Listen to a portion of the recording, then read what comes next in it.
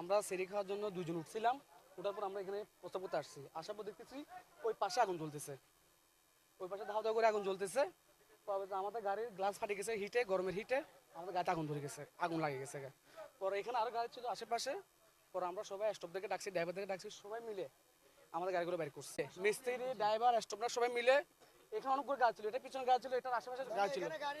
আমরা যদি ওগুলো যদি না সরাইতাম আজকে আমাদের পরিবহনে অনেক বড় একটা ক্ষতি হতো, অনেক টাকার ক্ষতি হতো আমাদের মালিকে। আমরা সবাই মিলে চেষ্টা করার কারণে প্রায় আমাদের এখানে প্রায় গাড়ি হাটে 30টার উপর গাড়ি হাটে। আমাদের আপনার এটার পিছনে ছিল 3-4টা, এই পাশে ছিল 5-6টা।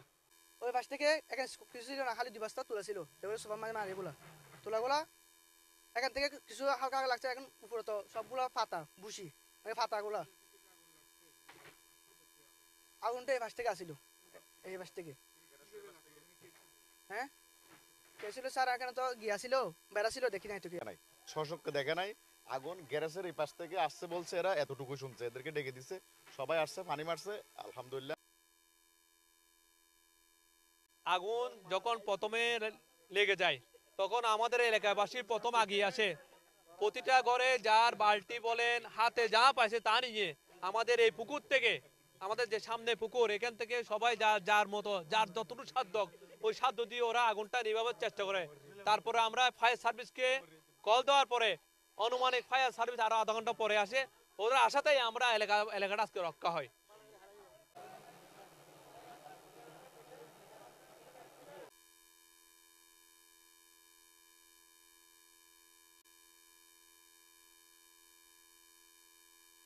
আমরা 3:55 কন্ট্রোল থেকে মেসেজ পাই যে এখানে একটা আগুন লেগেছে।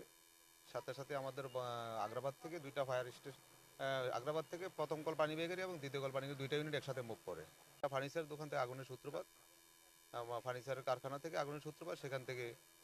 সেখানে পরিমাপটা ছিল একটা টিনের ঘর, যেটা কাঁচা টিনের ঘরের মধ্যেই ফার্নিচারের দোকান ছিল। সেটা হলো 135 বাই 120 বাই 135 ফিট পরিমাপের একটা কাঁচা ঘর আর কি। সেখান থেকে আগুনের সূত্রপাত হয়। পার্শ্ববর্তী এখানে একটা ওয়াল ছিল, পাশে একটা গাড়ি গ্যারেজ ছিল, গ্যারেজের ওয়াল টপকে এবং আগুনের ভয়াবহতা বেশি হওয়ার কারণে পাশে গাড়িতে এসে আগুন লেগে যায়, এতে একটা গাড়ি ক্ষয়ক্ষতি হয় আর কি।